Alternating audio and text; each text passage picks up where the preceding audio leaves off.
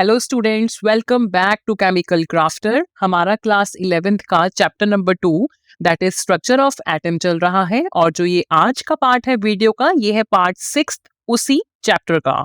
तो चलिए हम देखते हैं हमारा आज का टॉपिक जो है एटॉमिक मॉडल्स। प्रीवियसली हमने देखा था इन द डिस्कवरी ऑफ सब एटॉमिक पार्टिकल्स में, आपको बहुत अच्छे से पता है बच्चे सब एटॉमिक पार्टिकल्स के बारे में। हमने इनकी डिस्कवरी एक एक करके स्टडी करी थी और आपको पता है यहाँ पे मैं कौन कौन से पार्टिकल्स लिखने वाली हूँ। सबसे पहले जो हमने सब एटॉमिक पार्टिकल की डिस्कवरी स्टडी करी थी दैट इज इलेक्ट्रॉन, फिर हमने स्टडी करा था प्रोटॉन और लास्ट में हमने स्टडी किया था न्यूट्रॉन।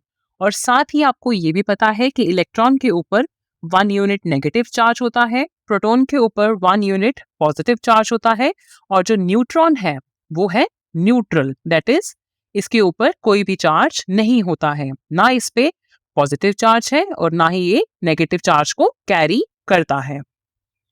अब साइंटिस्ट को ये तो पता था कि ये जो सब एटॉमिक पार्टिकल्स हैं ये एटम में प्रेजेंट होते हैं, पर उनको ये नहीं पता था कि जो इनकी प्लेसमेंट है एटम के अंदर वो कहाँ पे है। क्या वो सेंटर में प्रेजेंट है, क्या वो किसी एक कोने में प्रेजेंट है, क्या वो इसके आसपास में प्रेजेंट है।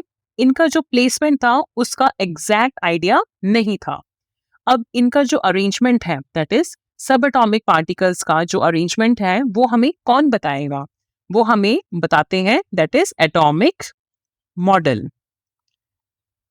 एटॉमिक मॉडल जो है वो हमें आइडिया देते हैं रिगार्डिंग स्ट्रक्चर ऑफ एटम के बारे में, स्ट्रक्चर ऑफ एन एटम की स्ट्रक्चर कैसा है एटम का, और साथ ही ये जो सब एटॉमिक पार्टिकल्स है इलेक्ट्रॉन, प्रोटॉन और न्यूट्रॉन, इन सब का जो अरेंजमेंट है एटम के अंदर वो कैसा होगा। ये सारी इंफॉर्मेशन, सारी जो बातें हैं ये हमें एटॉमिक मॉडल के थ्रू पता चलेंगी, जो कि हमारा आज का टॉपिक है। तो चलिए हम अपने आज के टॉपिक पे चलते हैं। एटॉमिक मॉडल 18th और 19th सेंचुरी में बहुत से साइंटिस्ट ने अटेम्प्ट करे, उन्होंने बहुत सी थ्योरीज प्रपोज करी एक्सप्लेन करने के लिए किसको, स्ट्रक्चर ऑफ एटम को।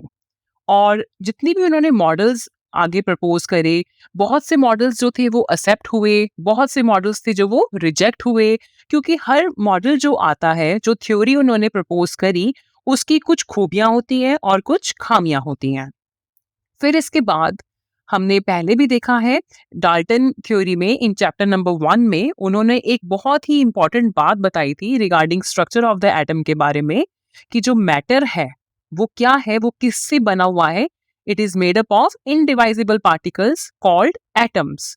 इनडिवाइजिबल उन्होंने बोला था कि एटम्स को हम फर्दर सब डिवाइड नहीं कर सकते हैं, उन्होंने ये बात बोली थी, पर आगे चलकर इनकी जो थ्योरी थी वो रिजेक्ट हो गई थी। उनके काफी ड्रॉबैक्स थे, क्योंकि हमने अभी पीछे देखा ही है कि एटम्स को तो हम सब डिवाइड कर सकते हैं और हमने हर एक सब एटॉमिक पार्टिकल की डिस्कवरी भी स्टडी करी है। फिर इसके बाद जब इलेक्ट्रॉन की डिस्कवरी के बाद हमें क्या देखने को मिला कि जो एटम है वो एक फंडामेंटल पार्टिकल से बना हुआ है और जो कि मेन कंस्टिट्यूएंट है हर एटम का, मेन इंटीग्रल पार्ट है किसी भी एटम का। तो हमने ये कब देखा, इलेक्ट्रॉन की डिस्कवरी के बाद।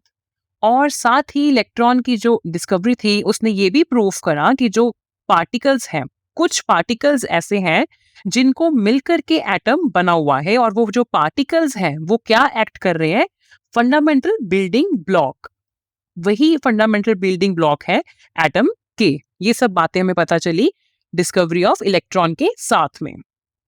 अब हमने देखा था कि जो इलेक्ट्रॉन है वो नेगेटिवली चार्ज और प्रोटॉन जो है पॉजिटिवली चार्ज।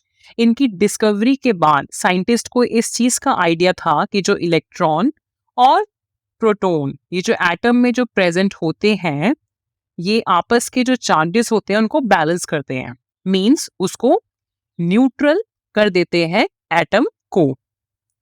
और साइंटिस्ट को ये भी आइडिया था कि जो प्रोटॉन है वो क्या है, वो सेंटर में प्रेजेंट होता है एटम के, और जो इलेक्ट्रॉन है वो उसके आसपास प्रेजेंट होते हैं। हमने ये चीज स्टडी भी करी है स्टूडेंट्स। जो हमने डिस्कवरी ऑफ प्रोटॉन जब देखा था हमने experiment cathode ray discharge tube, आपको याद होगा आपको देखो यहाँ से याद आ जाएगा देखकर कि जब हमने यहाँ पे हाइड्रोजन गैस को यहाँ पे फिल किया था इस डिस्चार्ज ट्यूब में, तो हाइड्रोजन के पास एक प्रोटॉन और एक इलेक्ट्रॉन होता है। इसके बाद क्या हुआ था कि इलेक्ट्रॉन्स जो थे वो नॉकआउट हो गए थे और जो प्रोटॉन्स थे वो सिर्फ रह गए थे, और जिसको हमने कैनाल रेस का नाम दिया था। आपको यहाँ से बिल्कुल आइडिया लग जाएगा कि जो प्रोटॉन है वो सेंटर में है और इलेक्ट्रॉन जो है उसके वो आसपास रिवॉल्व करते हैं। तो चलिए, फिर इसके बाद ये जो प्रोटॉन और इलेक्ट्रॉन थे इनका जो प्लेसमेंट है, कैसे ये जो है एटम के अंदर प्रेजेंट है, तो बहुत से मॉडल्स आए। इसमें सबसे पहला जो मॉडल आया वो था थॉमसन मॉडल ऑफ एटम।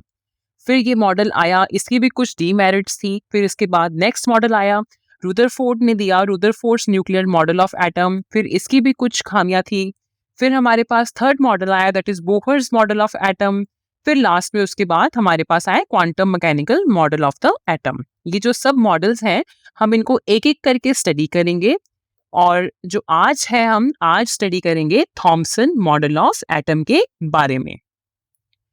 अब जो थॉमसन मॉडल है, आपको याद होगा स्टूडेंट, साइंटिस्ट जो थॉमसन है इन्होंने ही इलेक्ट्रॉन की डिस्कवरी करी थी। आपको याद है, जो कि सबसे पहला सब एटॉमिक पार्टिकल है, और इन्होंने कैथोड रे डिस्चार्ज ट्यूब के थ्रू इसकी डिस्कवरी करी थी। तो चलिए अब हम देखते हैं इन्होंने क्या इस मॉडल में पॉइंट्स रखे। तो जब हमारी सब एटॉमिक पार्टिकल्स की डिस्कवरी हो गई थी, तो उस टाइम पे हर कोई साइंटिस्ट आ रहा था और वो चाह रहे थे कि हम एटॉमिक पार्टिकल्स जो हैं, दैट इज इलेक्ट्रॉन, प्रोटॉन और न्यूट्रॉन, उसका जो अरेंजमेंट है एटम में कैसा है, वो हम उसके रिगार्डिंग थ्योरीज को प्रपोज करें। तो इस चीज में सबसे पहले साइंटिस्ट जे थॉमसन सबसे पहले साइंटिस्ट थे जिन्होंने इस चीज के लिए अपना मॉडल प्रपोज करा फॉर एटॉमिक स्ट्रक्चर के लिए। साथ ही जब उन्होंने इलेक्ट्रॉन की डिस्कवरी करी थी with the help of cathode ray discharge tube experiment in the year 1897, उन्होंने उसके 1 ईयर बाद ही ये जो थ्योरी दी थी उन्होंने अपनी मॉलिक्यूलर स्ट्रक्चर के लिए, वो उन्होंने वहां पे प्रपोज करी 1898 में। इन्होंने जो अपनी थ्योरी थी, जो इनका मॉडल था, उसको कंपेयर किया विद प्लम पुडिंग। आप देख सकते हो यहाँ पर, आप इसको इमेजिन भी कर सकते हो कि जैसे ये केक है, केक का जैसे स्पॉन्ज होता है ना, बिल्कुल वैसा वैसा सही है। और इसके अंदर जो है यहाँ पे ये ड्राई फ्रूट्स लगे हुए हैं, रेसिन लगी हुई है, प्लम्स आप इसको बोल सकते हो। तो उन्होंने इससे इसको कंपेयर करा। अब कैसे कंपेयर करा कि जो ये स्पॉन्ज है ये वाला, ये पॉजिटिव चार्ज का रोल प्ले कर रहा है, और इस केक के अंदर जो ये ड्राई फ्रूट्स हैं यहाँ पे, जैसे बादाम हो गए, किशमिश हो गई, ये इलेक्ट्रॉन को रिप्रेजेंट कर रहे हैं। और इसी तरह से ये पॉजिटिव चार्ज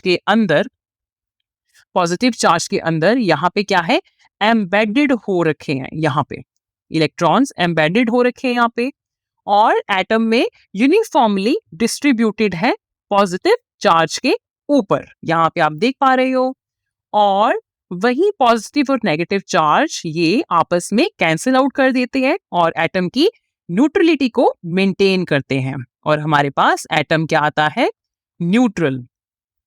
इन्होंने इसको इस चीज से कंपेयर करा। आप बहुत अच्छे से रिलेट कर पा रहे होंगे इस चीज के साथ कि ये इलेक्ट्रॉन्स हैं हमारे, जो ये नट्स लगे हुए हैं यहाँ पे, और ये जो स्पॉन्ज है ये हमारा क्या है, पॉजिटिव चार्ज को रिप्रेजेंट कर रहा है।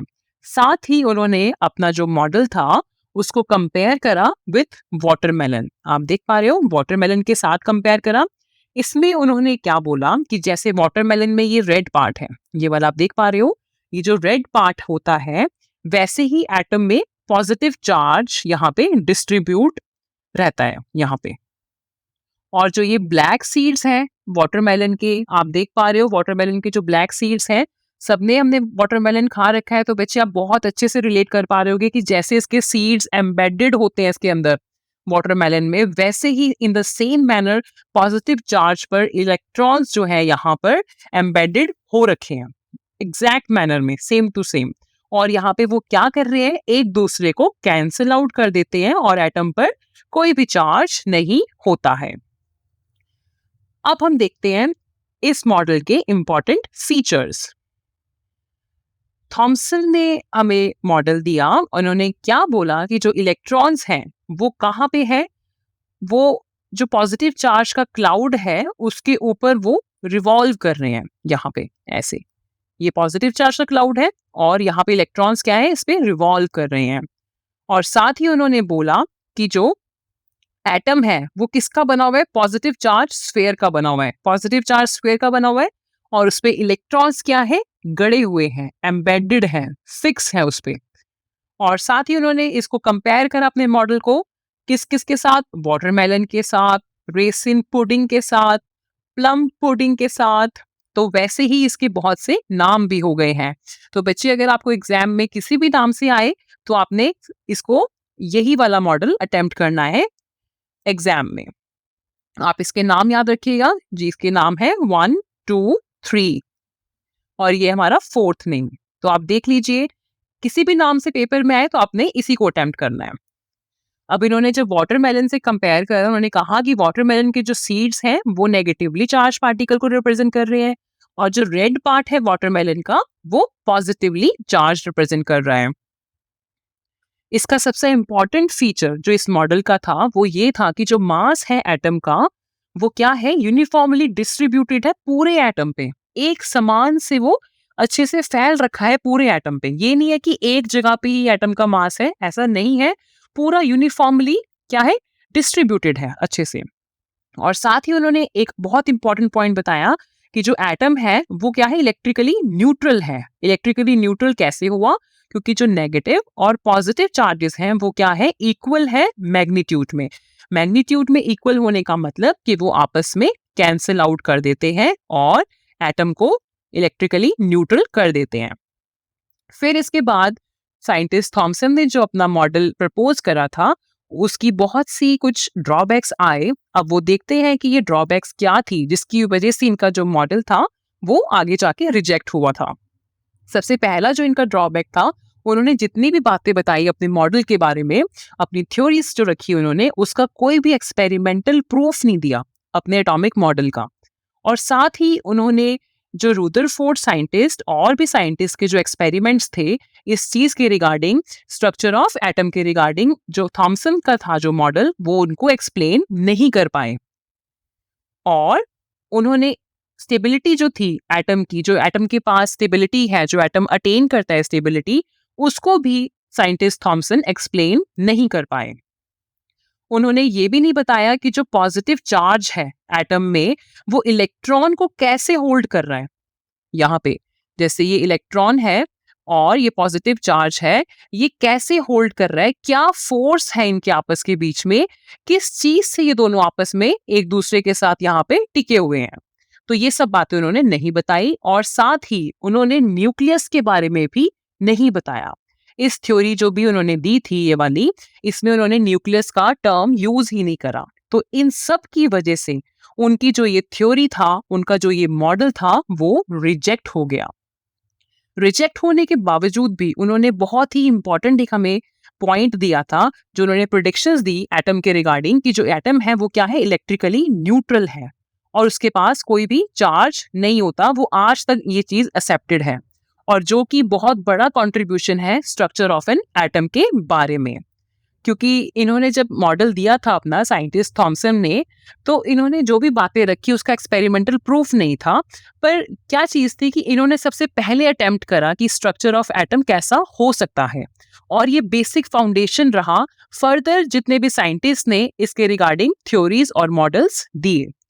क्योंकि देखो आप यहाँ देख पा रहे हो कि फर्दर सेवरल एक्सपेरिमेंट्स और research and help other scientist to a significant revolutionary invention. तो इन्हीं की वजह से सारी जो थ्योरीज थी उनको बहुत अच्छा एक फाउंडेशन मिला। ये था थॉमसन मॉडल ऑफ एटम। हमने इसकी ड्रॉबैक्स देखी।